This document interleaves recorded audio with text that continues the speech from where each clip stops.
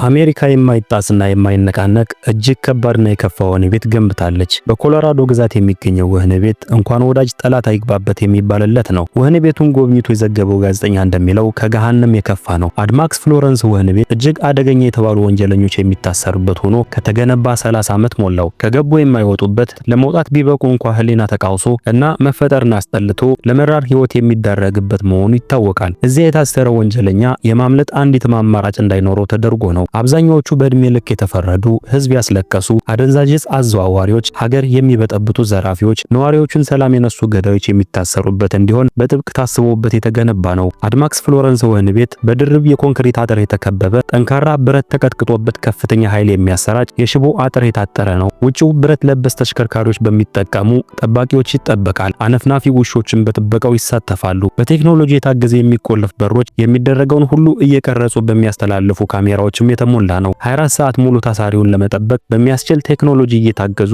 እስረኛውን ይቆጣጠራሉ። እስረኛው አልጋና መታጠቢያ በያዘችው ክፍል ውስጥ የሚያደርጋት እያንዳንዷ እንቅስቃሴ በቁጥጥር ስር ትሆናለች። ማንንም ለማግኘት አይቻልም። በተለይ ከሰው ተለይተው እንዲታሰሩ የሚደረጉት ለረጅም ጊዜ ማንንም ሳያናገሩና ሳያዩ ይቆያሉ። ምግባቸውም በርቀት መቆጣጠሪያ በሚላክ ጋሪ ይላክላቸዋል። ቀና ቢሉ ጣራ፣ ጎንበስ ቢሉ መሬት፣ ወደ ጎን ቢያዩ ግድግዳ ብቻ ከማየት ውጭ አማራጭ የላቸውም። ትናንሽ መስኮቶቹን መስታወቶቹ ብርሃንን ያስተላልፋሉ እንጂ ከውስጥ ወደ ውጭ አያሳዩም። በዚህም አእምሯቸውን እስከ መሳት ይደርሳሉ። አየር ለመቀበል የተፈቀደላቸው ከሆኑ ከክፍላቸው እንደወጡ ከእግራቸው ጀምሮ በወገባቸው ተጠምጥሞ እጃቸው በሚያስር ወፍራም ሰንሰለት ይቀፈደዳሉ። በዚያ ወህኒ ቤት የታሰሩ አንዳንዶቹ ራሳቸውን ከግንብ ጋር እየፈጠፈጡ ሞተዋል። ቆስለው የዳኑም አሉ።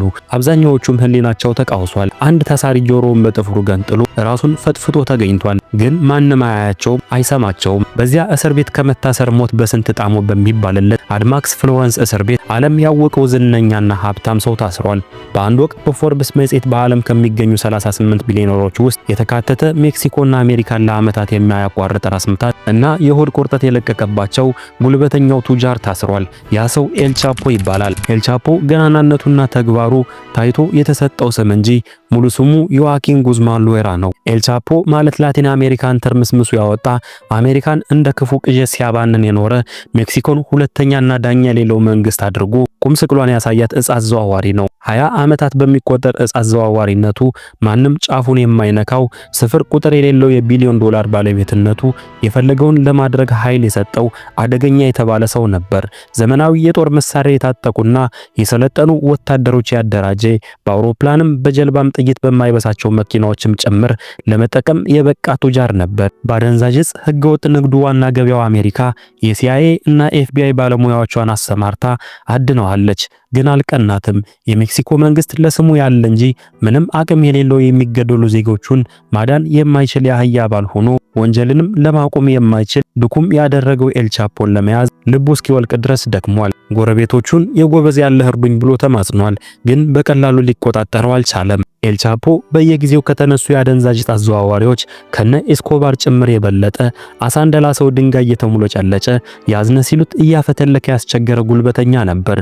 በሺዎች የሚቆጠሩ ሰዎች በሱ ምክንያት ተገድለዋል። በአደንዛዥ ዕፅ አዘዋዋሪዎች እስር ታሪክ ተአምር በሚባል ደረጃ ኤል ቻፖ በተደጋጋሚ ከእስር ቤት እያመለጠ የታሰረ አጭሉቅ ወንጀለኛ በመሆኑ የሚታወቅ ሆኗል። ኤል ቻፖ የተወለደባትን ሜክሲኮ የአደንዛዥ ዕፅ ዝውውር ስራውን መናገሻ ትሆን እንጂ ንግዱን በበርካታ ሀገራት ተዳርሷል።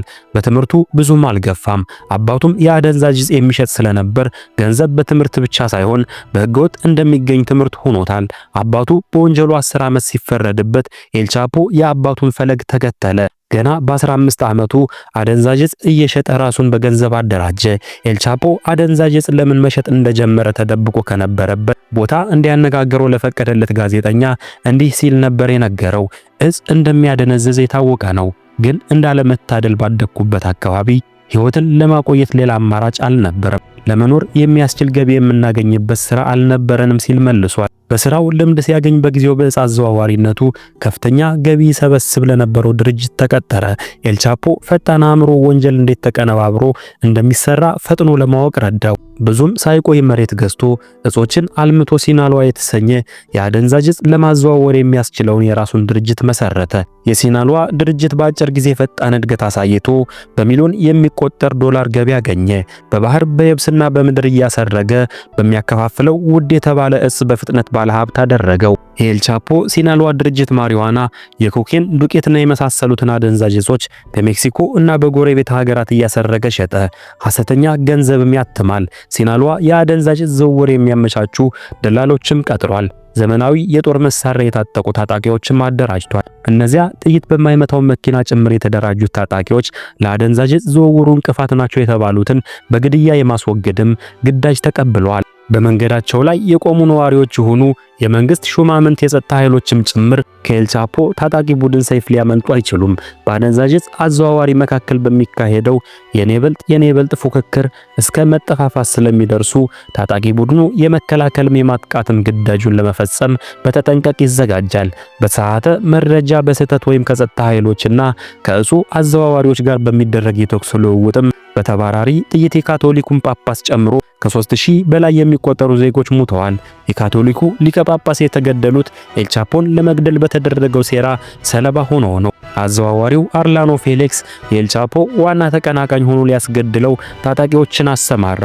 የፌሊክስ ታጣቂዎች ኤል ቻፖ በአውሮፕላን ሊበር ወደ አውሮፕላን ጣቢያ እንደሚሄድ መረጃ ደርሷቸው አድፍጠው እየተጠባበቁ ነበር። በዚያ ሰዓት ጳጳሱ ከአውሮፕላን ወርደው አይነቷ እና ቀለሟ ተመሳሳይ ነው ባሏት መኪና ተሳፍረው ጉዞ ሲጀምሩ የጥይት ማዕት ፈሰሰባቸው። መኪናቸው ተበሳስታ ከነ ሹፌራቸው ተገደሉ። ኤል ቻፖ አመለጠ። በሱ ምክንያት በተከፈተ ተኩስ ከጳጳሱ ጋር ከ6 ሰዎች በላይ ተገደሉ። ብዙ ጊዜ የሜክሲካውያን ሕይወት እንዲህ ነው። ዜጎች ወጥተው ለመግባታቸው እርግጠኛ አይሆኑም። ወንጀለኞች የበዙባት ከተማ ሁልጊዜ ለነዋሪዎቿ ጭንቅ ናት። ወንጀለኞች ገንዘብም ጉልበትም ሲሰማቸው ፍርሃት ቆፈን የሚጨበድዳት ከተማዋን ነው። ኤል ቻፖ የሕገ ወጥ ንግዱን ለማስፋፋት የተለመደውን መንገድ መከተል አልፈለገም። ለወትሮው ወደ ሜክሲኮ ጎረቤት ሀገሮችና ወደ አሜሪካ አደንዛዥ ዕጹን አስርጎ ለማስገባት የሚጠቀሙበት ባልተፈቀደ የአውሮፕላን በረራ በፈጣን ጀልባዎች ኬላዎችን ተሰውሮ በሚያልፍ መኪና ነበር። ኤል ቻፖ እነዚህ መንገዶች በጥብቅ እየተጠበቁ የሚፈልገውን ያህል ለመንቀሳቀስ አላስቻሉትም። ስለዚህ የመሬት ውስጥ ለውስጥ መተላለፊያ ዋሻ የመጠቀምን አስፈላጊነት ተግባራዊ ለማድረግ ወሰነ። በሙያቸው አንቱ የተባሉና የተካኑ መሐንዲሶችን ቀጠረ። የውስጥ ለውስጥ መተላለፊያ ቁፋሮ ተጀመረ። ስራው ሲጠናቀቅ ከሜክሲኮ ወደ አሜሪካና ሌሎች የላቲን አሜሪካ ሀገሮች የአደንዛዥ ዝውውሩን አጧጧፈው። ከዚያ ወዲያ ዶላር በአካፋ እንደመዛቅ አይነት ሆነለት። የእርሱ ድርጅት ሲናሎዋ በ5 አህጉራት በ50 ሀገሮች ንግዱን ለማስፋፋት ቻለ። አሜሪካ እና ሜክሲኮ የኤል ቻፖን እንቅስቃሴ ለማስቆም በትብብር ቢሰሩም አልቻሉም። ጎረቤት ሀገር ጓቲማላና ካምቦዲያም ተጨመሩበት። ግን እንኳን ሜክሲኮን ሊታደጓት የራሳቸውን የዕፅ አዘዋዋሪዎች የወንጀል ተግባር ሊቆጣጠሩ አልቻሉም። ኤል ቻፖ አብዛኛውን ስርጭት በጓቲማላ በኩል አድርጎ በነበረበት ወቅት በጓቲማላ የጸጥታ ኃይሎች ተያዘ። ከሚስቱ እና ከአራት ጠባቂዎቹ ጋር የተያዘው ኤል ቻፖ ለሜክሲኮ ተላልፎ ተሰጠ እና አልሞሊያ እስር ቤት ታሰረ። የወንጀል ድርጊቱም ስለተረጋገጠበት የ20 ዓመታት እስራት ተፈረደበት። ገንዘብም ጠመንጃም ያለው ኤል ቻፖ ወህኒ ቤት ለእርሱ እንደሌላው ሰው አሰቃቂ ሊሆን አይችልም። የእስር ቤት ጠባቂዎችን በረብጣ ዶላር ፈነገላቸው እና የፈለገውን የሚያገኝበት ንግዱን የሚመራበት ቦታ አደረገው። በተለይ የወህኒ ቤቱን ምክትል ኃላፊ ዳማስ ላፔዝ ጠባቂው ሳይሆን አሽከሩ ሆነ። ጥቅም የብዙዎችን ሕሊና ሰብሮ ሙያቸውን እንዲረግጡት ሲያደርግ ተደጋግሞ ይታያል።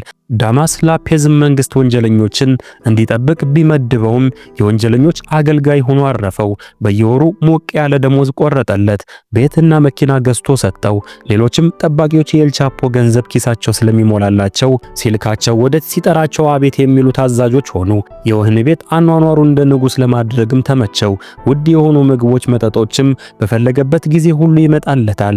ሚስቱ እና ሌሎች ፍቅረኞች አብሮት ውሎ ያድራሉ። የሞባይል ስልክም በድብቅ እየተሰጠው ህገወጥ ንግዱን በቀጥታ ከወህኒ ቤት ይመራል።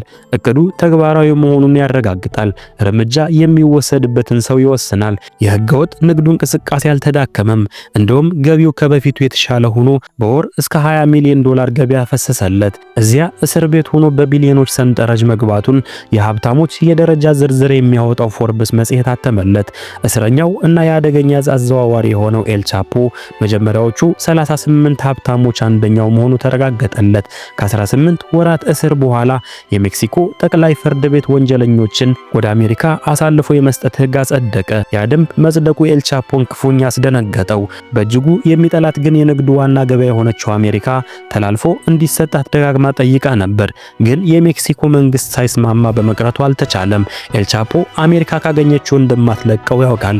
እንደ ሜክሲኮ እስር ቤት በስልክ እያዘዘ ንብረቱን ሊያስፋፋና ሊጠብቅም አይችልም። ስለዚህ ከዚህ እስር ቤት በፍጥነት የሚያመልጥበትን ዘዴ መቀመር ነበረበት። ወዳጁ እና ቀኝ እጁ ዳማስ እንደሚተባበረው ያውቃል።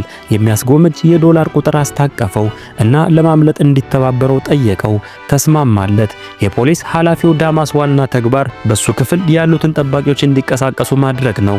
ዋናው የማምለጥ ሂደት የሚፈጸመው ቺቶ ከሚባል ወጣት ጋር ነበር። ቺቶ የእስረኞችን የቆሸሸ ልብስ ከየክፍሉ እየሰበሰበ ውጭ ካለው ላውንደሪ የሚወስድ የወህኒ ቤቱ ሰራተኛ ነው። ኤልቻፖ የቺቶን ኪስ በዶላር ሲያስጨንቀው ለመተባበር ደስተኛ ሆነለት። ጥር 12993 ቺቶ የቆሸሹ ልብሶችን ማጠራቀሚያ ጋር ይዞ ወደ እስር ክፍሎች ዞረ። ኤልቻፖ ቺቶ ወደ እርሱ ሲጠጋለት ቆሻሻ ልብሶችን ከላይ ለብሶ ውስጥ ጥቅልል ብሎ ተኛ። የቺቶ እንቅስቃሴ የተለመደ ስለሆነ ጠባቂዎች እንፈትሸው አላሉም። ቺቶ ጋሪውን እየገፋ ከእስር ቤቱ ውጭ ሲደርስ መኪና ሲጠብቃቸው ነበርና ወዲያው አመለጡ። ኤልቻፖ ከ18 ወራት እስር በኋላ አመለጠ። ከተወሰነ መንገድ በኋላ ሌላ መኪና ተቀበላቸው። ጥቂት እንደተጓዙ የፖሊስ ሞተረኛም ተከተሏቸው። ኤልቻፖ ደነገጠ። እንዴት ሊደርሱብን ቻሉ ብሎ ሹፌሩን ጠየቀው። ሹፌሩም አለቃ አታስብ፣ የኛ ፖሊስ ናቸው አለው። ለካ እነዛ ፖሊሶች በጉቦ የተደለሉና ሐቀኛ ነን የሚሉ ፖሊሶች እንዳይደርሱባቸው የሚከታተሉ መስለው የሚያጅቡ ኑረዋል። መኪናው ወደ አውሮፕላን ጉዞ አሳለፈው። በመጨረሻ በመኪና ተዘዋውሮ ማንም አይደርስበትም ወዳለው ቦታ ተደበቀ። ኤልቻፖ ለሚቀጥሉት 13 ዓመታት እምጥ ይግባ ስምጥ የገባበት ጠፋ። አንዳንድ ጊዜ ታይቷል በሚባልበት ቦታ ሲደርሱ አይኖርም ወይም አጃቢዎቹ ተታክሰው ያስመልጡታል። ኤልቻፖ አብዛኛውን ጊዜ የሚኖረው በተራራ ላይ በሚገኙ ጫካ ውስጥ በሰሯቸው ቤተ መንግስት የመሰሉ የተለያዩ ቪላዎች እንደነበር የታወቀው በኋላ ነው። ቪላዎቹ ከመዋኛ ጀምሮ እስከ ስፖርት ሜዳ ድረስ ሰፊ ግቢ ያላቸው ሆነው ሳሉ የአሜሪካ እና የሜክሲኮ ሰላይ ወታደሮች ሊደርሱባቸው አልቻሉም። በተለያዩ ቦታ የተሰሩ ቪላዎች መግቢያቸው የማይታወቅ በጫካ ጥቅጥቅ መሆን ምክንያት ከላይም ከጎንም ለማየት የማይቻሉ ስለነበሩ ኤልቻፖን ማግኘት አልተቻለም። ኤልቻፖን ማግኘት ያቃተው የሜክሲኮ መንግስት ህገወጥ የእጽ ዝውውሩ ከቀድሞ የበለጠ ከፍተኛ ገቢ እየዘረገፈለት መሆኑ ግን ተረድቷል። የት ሆኖ እንደሚያስተባብረው ጠፋው እንጂ የታጣቂዎችን ስምሪትም ሆነ ንግዱን ኤልቻፖ እየመራው መሆኑን አውቋል። ግን ሊያገኘው አልቻለም። ከ13 ዓመት ድካም በኋላ አንድ ምልክት አገኘ።